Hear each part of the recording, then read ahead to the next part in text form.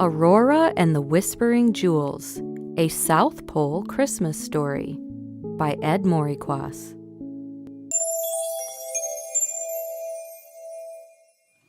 Dear children, this is your old friend Santa writing to you from the North Pole.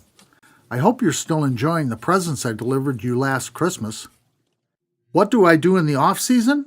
Christmas is a wonderful day, but it's only one day out of 365.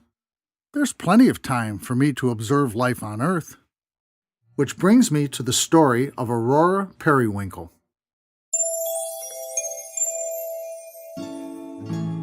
Aurora was a shy girl who lived with her parents on a small farm on the southern coast of Australia. The work was hard. Her dream was to become a famous scientist. Sometimes Aurora would stop and think, I will teach kids about the stars and planets. My students and I will have fun together, going on field trips and exploring the world. But then her father would say, Stop daydreaming. Get back to work. And her mother would say, You're not smart enough to be a scientist. Just help me wash these dishes. I'll show them, Aurora said to herself.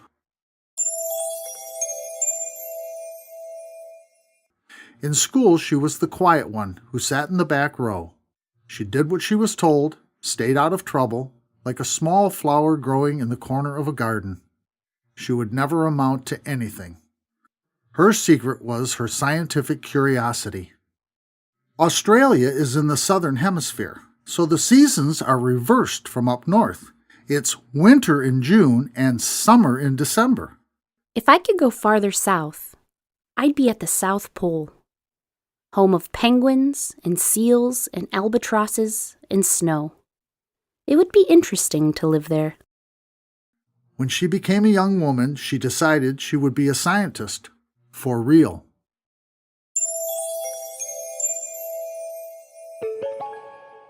One day, she saw this ad in a newspaper.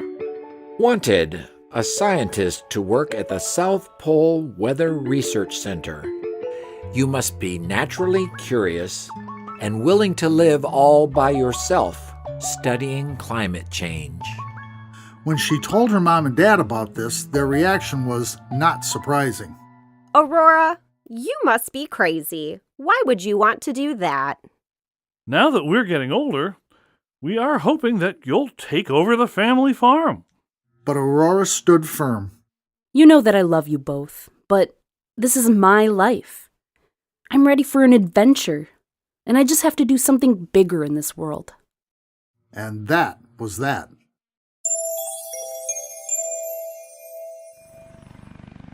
A special cargo plane took Aurora and her belongings to the lowest, coldest, darkest point on the globe.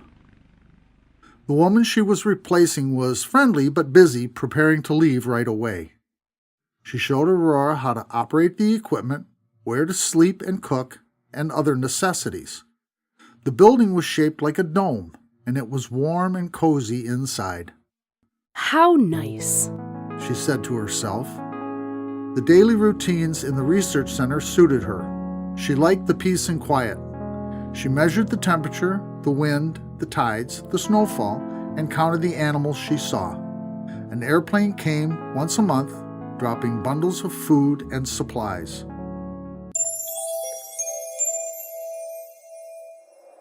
One evening at sunset, Aurora went for a walk. She looked down and saw something strange lying in the snow. It was a bright red jewel. what is that doing here? She wondered. She picked up the jewel and studied it.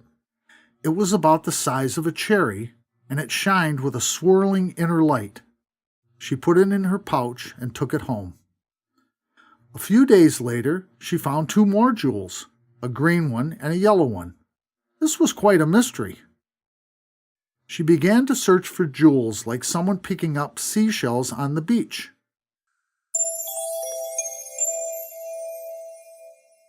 Sometimes Aurora would just sit and let the glowing gems run through her fingers and listen to their tiny sounds. They almost sounded like speech, but she couldn't tell what they were saying. Aurora found a stethoscope in the emergency medical kit and listened very closely. And this is what she heard. I want to be a music star. I'd like to be a superhero. I wish I had a pet dragon. Aurora realized the jewels were people's dreams. Each jewel was someone's dream, and every dream had a human voice. Somehow the snow had frozen and preserved them, and Aurora had a whole collection.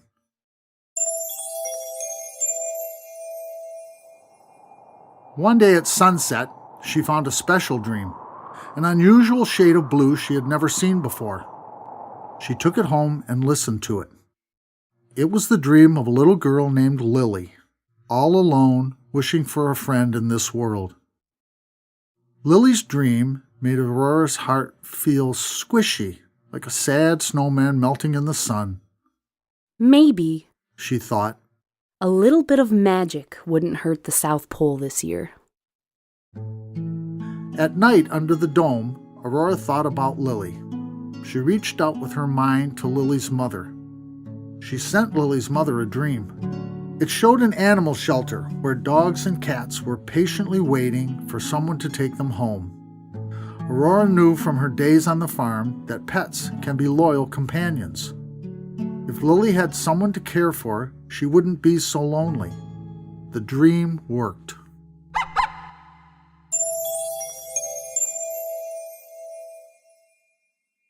In the nights that followed, she revisited the dream world. Aurora held a jewel and closed her eyes. A colorful thread appeared, like a harp string glowing in the air. Aurora touched that string and granted the person's wish, at least for a little while in their dream. One person became a princess in a castle. Another got to swim with dolphins. One even rode on a shooting star. As she worked, Aurora could hear the music of the night strings humming. Every dream brought joy to somebody in the world. Hey, I'm like Santa.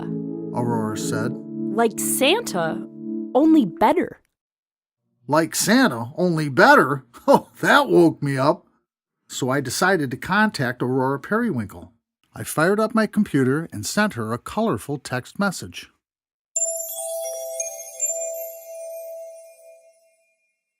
My dear, you are talking to the one and only jolly old St. Nicholas, straight from the North Pole. Whoa, this is quite an honor, Mr. Claus. Why would you ever be interested in me? Let's just say this, Aurora Periwinkle. Maybe it's time for a little cross-polar partnership.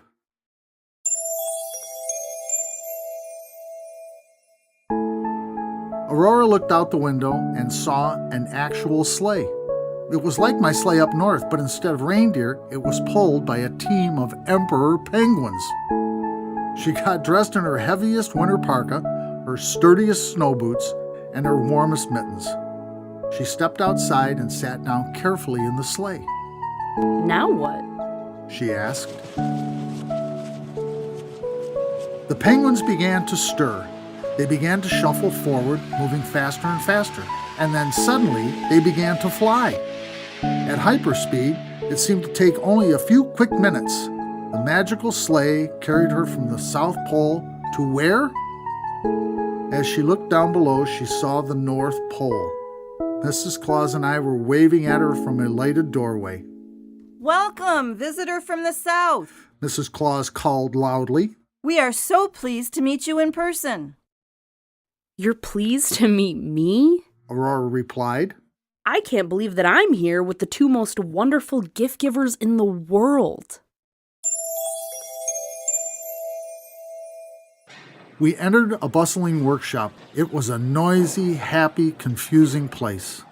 Santa, this is all amazing, but why am I here? Let me show you.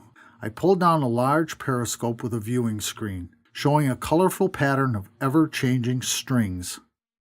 This shows how we are all connected, every living being.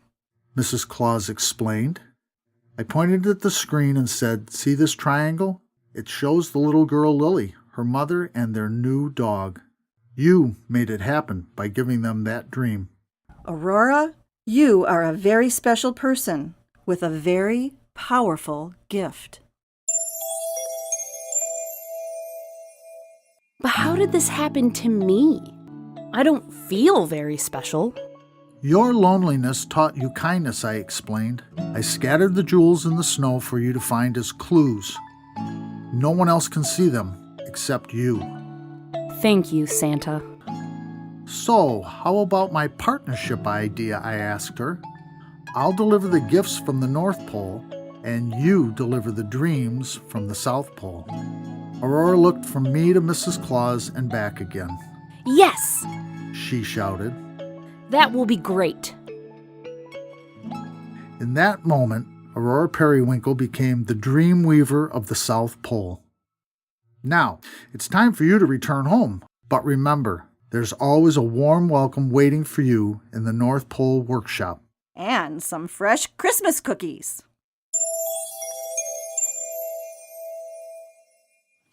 So that's how she became the Aurora we know today, celebrating Christmas in December and Yulefest in July.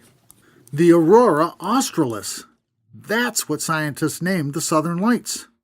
I don't know if it was in her honor, but I like to think it was.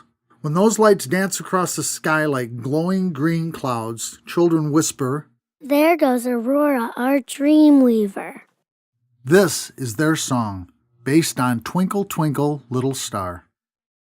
Shining, shining southern lights, brightening our darkest nights.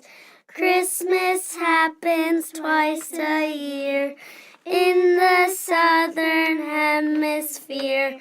Seasons, greetings near and far, and dreams come true wherever you are.